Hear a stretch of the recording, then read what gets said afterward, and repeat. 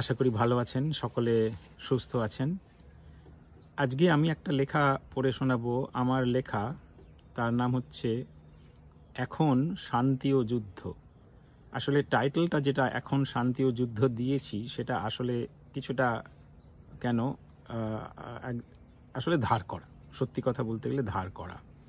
তবে আমার মনে হয়েছে যে এই এখন শান্তি ও যুদ্ধ মানে এখন শান্তি ও যুদ্ধ, শান্তি ও যুদ্ধ নয়, এখন শান্তি ও যুদ্ধ, মানে এখন শান্তিও একটা যুদ্ধ। এটা খুব প্রাসঙ্গিক আজকের বৈশ্বিক পরিপ্রেক্ষিতে। তবে যেরকম বললাম, এটি একজন বিখ্যাত কবির একটি কবিতা থেকে আমি ধার করে এইখানে বসিয়েছি।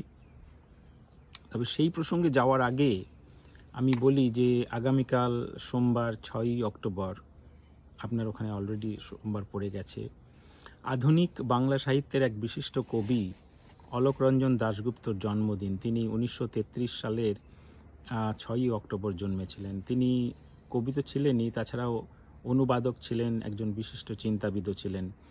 তিনি যেটা খুব গুরুত্বপূর্ণ কাজ করেছিলেন সেটা হচ্ছে রবীন্দ্রনাথ ও জীবনানন্দ দাশকে জার্মান ভাষায় অনুবাদ করে বাংলা সাহিত্যকে বিশ্বের কাছে পৌঁছে দিয়েছিলেন। আবার উল্টো দিকে জার্মান ভাষা থেকে গেটে, হাইনরিখ বোল, পল সেলানের মতো প্রমুখ যারা রচনাবিদ আছেন, তাদের যে রচনা সেগুলোকে আবার বাংলা অনুবাদ করেছিলেন। এই দিক থেকে তার একটা দ্বিমুখী সঞ্চালন ছিল, যেটা মধ্য দিয়ে তার চিন্তা চেতনার গভীরতা, তার সাংস্কৃতিক যে বহুমাত্রিকতা, সেইগুলোকে বোঝা যায়। আর তিনি একজন কবি ছিলেন, আমি আগেই বলেছি, যিনি কবিতার ভাষাকে একটা অনন্য শৈল্পিক মাত্রা দিয়েছিলেন। তার মধ্যে ধ্বনিগত সৌন্দর্য ছিল, দার্শনিক অনুসন্ধান ছিল, আর ছিল অমোঘ জিজ্ঞাসা, যেটা পরে আসছি। কাজেই কি নেই তার কবিতায়, সবই ছিল। তবে একটা জিনিস মনে রাখতে হবে, একটা সময় যেমন 3 কবি শক্তি চট্টোপাধ্যায়, সুনীল গঙ্গোপাধ্যায়, শঙ্খ ঘোষ রাবীন্দ্রিক যে প্রভাব, সেটাকে প্রবলভাবে অস্বীকার করে নিজেদেরকে প্রতিষ্ঠিত করতে চেয়েছিলেন, ঠিক একইভাবে এই 3 মূল ধারার যে কবি, মানে শক্তি চট্টোপাধ্যায়, সুনীল গঙ্গোপাধ্যায় এবং শঙ্খ ঘোষ, এই 3 কবির যে ধারা, তার পরিসরের বাইরে গিয়ে কিছুটা আলাদা পথে হাঁটতে চেয়েছিলেন এই অলোকরঞ্জন দাশগুপ্ত। যাই হোক, তিনি অনেক পুরস্কার পেয়েছিলেন, সেগুলো এক এক করে বলতেই পারি। সুধা বসু পুরস্কার 1983 সালে, আনন্দ পুরস্কার 1985 সালে, জার্মানির গেটে পুরস্কার, প্রবাসী ভারতীয় সম্মাননা তিনি পেয়েছিলেন। 2004 সালে তিনি পেয়েছিলেন রবীন্দ্র পুরস্কার। 1992-তে দ্য মিস্টিক্যালস অ্যান্ড আদার পোয়েমসের যে অনুবাদ, যেটার নাম হচ্ছে মরমী করাত, দিয়েছিলেন অনুবাদ যে সংগ্রহ তার, সেটার জন্য তিনি সাহিত্য একাডেমি পুরস্কার পেয়েছিলেন। তো প্রশ্নটা হচ্ছে, এইরকম একজন বাঙালি কবি, অনুবাদক ও চিন্তাবিদকে আমরা কজন 6ই অক্টোবর এলে মনে রাখি? আমি জানি না। যারা একেবারে সাধনা করেন, বাংলার সাহিত্য চর্চা করেন, তারা হয়তো রাখেন, কিন্তু সাধারণ জনমানুষে কি এনাকে স্মরণ করে কোনো অনুষ্ঠান হয়, কোনো কিছু হয়, আমরা চট করে কি তাকে স্মরণ করি এই দিনটাতে? আমি জানি না। আমার মনে হলো, আমার এই ওনার লেখা কিছু কিছু জিনিস পড়ে আমি এত অভিভূত যে আমার মনে হলো আজকে তাঁরই কিছু বক্তব্য এবং লেখা বা কবিতার অংশ থেকে তুলে নিয়ে তাকে একটু স্মরণ করি। তো যাই হোক, এখন সেই প্রসঙ্গে বলতে গেলে তিনি কি বলেছিলেন তারই আমি টুক করে কিছু অংশ তুলে নিচ্ছি। তিনি একটা খুব সুন্দর কবিতা বলেছিলেন, যে এবার আমি কোট করছি: যেমন কবিতা শুধুমাত্র তত্ত্বভিত্তিক হয় না, ডাইডাকটিক হয় না, তেমনি অনেক সময় খুব ভালো রাজনৈতিক কবিতাও অ্যাপলিটিক্যাল, অরাজনৈতিক হয়ে যায়। তাকে হতে হয়, এটা আমরা লক্ষ্য করেছি। এইটা একটা খুব সুন্দর কথা বলেছেন। এখন তো এরিস ফ্রিড, যিনি বিশ্বের সবচেয়ে বড় রাজনৈতিক কবি হিসেবে নন্দিত, তিনি বলেন, একটি প্রেমের কবিতার ভিতরেও রাজনীতির ব্যাপারটা আশ্চর্যভাবে লুকিয়ে থাকতে পারে। এটা একটা খুব ভালো কি বলবো পর্যবেক্ষণ, বা যারা কবিতা লেখেন তারা এভাবে লিখতে পারেন। আর একটা অংশ পড়ি অন্য একটা কবিতা থেকে, যেটা হচ্ছে বন্ধুরা বিদ্রুপ করে। এই লেখাটার প্রথম এবং লাস্ট যে স্ট্যাঞ্জা বা স্তবক আছে সেখান থেকে পড়ি, খুব ভালো লেগেছে অংশটা। বন্ধুরা বিদ্রূপ করে তোমাকে বিশ্বাস করি বলে, তোমার চেয়েও তারা বিশ্বাসের উপযোগী হলে আমি কি তোমার কাছে আসতাম ভুলেও কখনো? তোমার চেয়ে তারা বিশ্বাসের উপযোগী হলে আমি কি তোমার কাছে আসতাম ভুলেও কখনো? এখন তোমাকে যদি বাহুডোরে বুকের ভিতরে না পাই, আমাকে যদি অবিশ্বাসে দুই পায়ে দোলে চলে যাও, তাহলে ঈশ্বর বন্ধুরা তোমায় যেন ব্যঙ্গ করে নিরীশ্বর বলে। ঈশ্বর বন্ধুরা তোমায় যেন ব্যঙ্গ করে নিরীশ্বর বলে। তার জীবনে একটা দুর্ঘটনা ঘটেছিল, এবার তৃতীয় অংশে আসছি। তার মেজ ভাইয়ের 1985 সালে তার মেজ ভাইয়ের মৃত্যু হয়, এবং খুবই যা হয়, কোনো পথ দুর্ঘটনায় মৃত্যু তো আর বলে কয়ে আসে না, সেটাই হয়েছিল। কাজেই তিনি লিখছেন যে আচম্বিতে পথ দুর্ঘটনায় আমার মেজ ভাইয়ের মৃত্যু 1985 ঘটলে সেই প্রথম আমার অনাহত ঈশ্বর বিশ্বাসে চির ধরেছিল। কারু ক্ষেত্রে আমি দেখেছি মৃত্যু এলে ঈশ্বর বিশ্বাস বাড়ে, কারু ক্ষেত্রে মৃত্যু এলে ঈশ্বর বিশ্বাস কমে। এবং তিনি লিখছেন যে সেই প্রথম আমার অনাহত ঈশ্বর বিশ্বাসে চির ধরেছিল।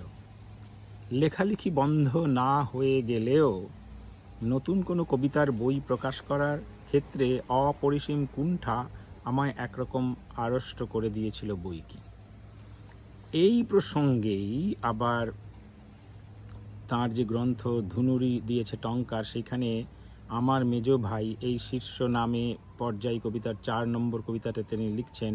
এটা একটা অসাধারণ কবিতা, শুনতে মানে একটা অংশ পড়ছি যেটা। একবার ভীষণভাবে ঈশ্বরের সঙ্গে দেখা। তিনি জানতে চাইলেন, বলো কবিতা লিখছো তো সব সময়? মা এসে রজন থেকে ধুলো মাখা আমার এসরাজ ধুয়ে ফের বেঁধে দিলে সব সময় কবিতা লিখব। পরের লাইনটা আরো অসাধারণ। আমার স্বর্গত ভাই ঝাপসা চশমার কাঁচ মুছে পরিয়ে দিলেই পরক্ষণে নতুন কবিতা লিখব। খুব মর্মস্পর্শী লেগেছে আমার এই পুরো কবিতাটাই, একটুখানি অংশটা তুলে দিলাম। আর আজকে যে কবিতার উপরে ভিত্তি করে আমি এই বক্তব্যটা রাখছি, বা যে কবিতার মানে আমি পুরো লেখাটা তো আমি আপনাদের সামনে পড়ছি না, অনেক বড় হবে। আমার নিজের লেখাটাও পুরোটা পড়ছি না, অল্প অল্প অংশ তুলে দিয়ে আপনাদের কাছে নিয়ে আসছি। সেই টাইটেলটাও তো আমার ধার করা ওনার থেকেই, এবং সেখানে কবিতাটার নামই দিয়েছিলেন এখন শান্তি ও যুদ্ধ। একসঙ্গে বলতে হবে, এখন শান্তি ও যুদ্ধ। এখন শান্তি ও যুদ্ধ নয়, এখন শান্তি ও যুদ্ধ, মানে এখন শান্তিটাও একটা যুদ্ধ। আর যত দিন যাচ্ছে আমার বরাবরই আমি মনে করি যে কবি তাদের অনুভূতি প্রকাশ করতে পারেন, আমরা অনুভূতি প্রকাশ করতে পারি না, এটাই আমাদের সমস্যা। তারা বৈশ্বিক সমস্যাগুলোকে যেভাবে দেখেন তার প্রকাশ ঘটে তাদের কবিতার মধ্য দিয়ে, এবং এমনভাবে প্রকাশ ঘটে যেটার থেকে আমরা অনেক কিছু শিখতে পারি। আচ্ছা, এখানে আমি একটুখানি ওনার এই কবিতাটা একটু পড়ছি, কিছুটা অংশ, এগেন পুরোটা নয়। কবিতাটার নাম হচ্ছে এখন শান্তি ও যুদ্ধ। আমরা তো ছোটবেলা থেকেই শুনে আসছি একটা পরিচিত রাজনৈতিক স্লোগান, যুদ্ধ নয় শান্তি চাই, যুদ্ধ নয় শান্তি চাই। একটা সময় তো আমি যখন ছোট ছিলাম তখন কলকাতার রাস্তায়, হাওড়ার রাস্তায় মাইলের পর মাইল লম্বা, এতটুকু মিথ্যা কথা বলছি না, মাইলের পর মাইল লম্বা মিছিল যেতে দেখেছি।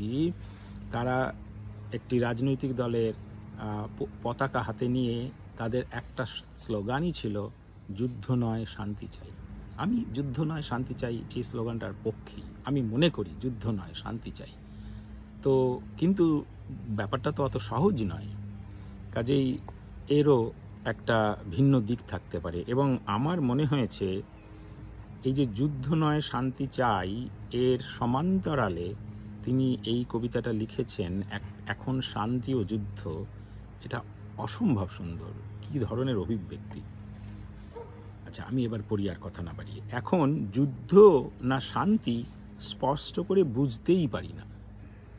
ভেবেছি পুণ্যাহে ঝিঁঝি স্বর্গতেরা একত্র হয়েছে, বিলাচ্ছে করুণা আর অভিজ্ঞতার শুধু সুনির্বাচিত সমাচার। এখন আবার পড়ছি, এখন যুদ্ধ না শান্তি স্পষ্ট করে বুঝতেই পারি না।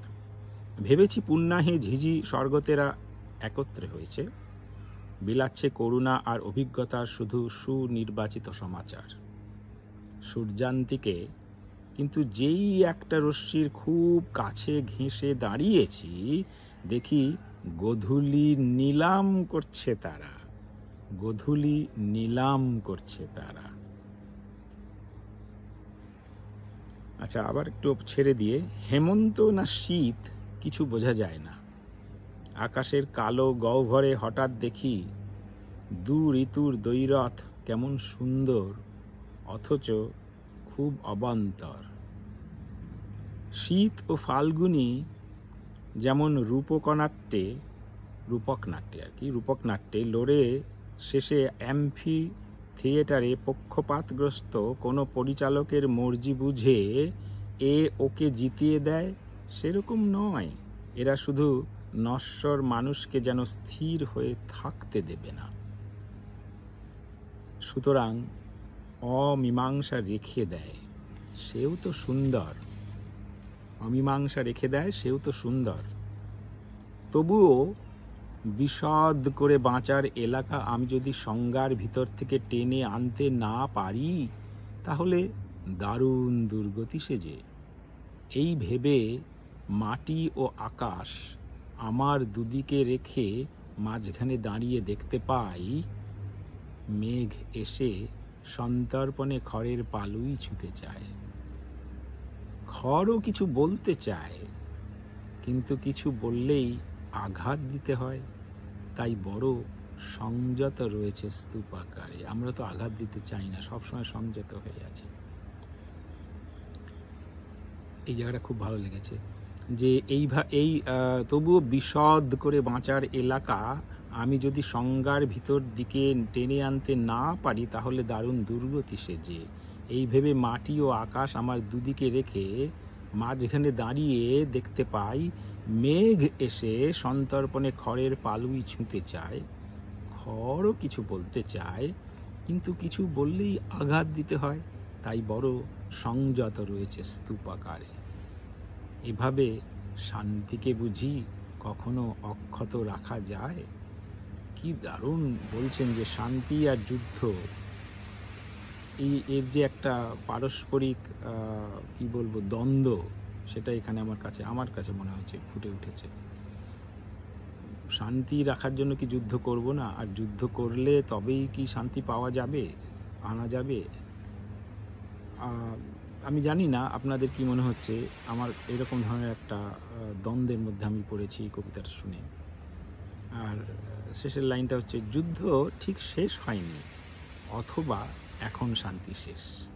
যুদ্ধ ঠিক শেষ হয়নি, অথবা এখন শান্তি শেষ।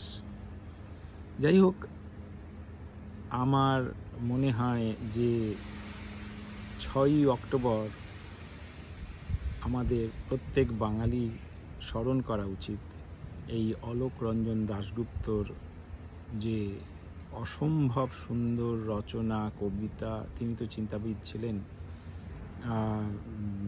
কবি ছাড়াও অনুবাদক ছিলেন। তার যেই অসম্ভব কবিতাগুলো রচনা করে গেছেন, সেগুলোকে পড়ার জন্য এবং তাকে স্মরণ করার জন্য আমাদের অবশ্যই প্রতি বছর 6ই অক্টোবর অবশ্যই তাকে স্মরণ করা উচিত আর তার কবিতাগুলো পড়া উচিত। কারণ আমি বরাবরই মনে করি যে আমাদের বাংলার যে কবিরা, তাদের লেখার মধ্য দিয়েই আমাদের জীবনের দিক নির্দেশনা দিয়ে গেছেন এবং ভাবতে শিখিয়েছেন, এবং সেই ভাবতে শেখানোটা খুব দরকার। না হলে কিন্তু আমরা কিন্তু কোনো কিছুর থেকে বেরোতে পারবো না। সে যুদ্ধই চাই আর শান্তিই চাই, আমরা কোনো কিছুই করতে পারবো না। কারণ আমাদের পৃথিবীটা, বৈশ্বিক পরিস্থিতিটা ক্রমশ জটিল থেকে জটিলতর হচ্ছে, এবং সেখানে আমার মনে হয়েছে এইরকম একজন অলোকরঞ্জন দাশগুপ্তের রচনা আমাদের দিক নির্দেশনা দিতে পারে। আশা করি ভালো থাকবেন, পরে আবার দেখা হবে। ততক্ষণ পর্যন্ত ধন্যবাদ।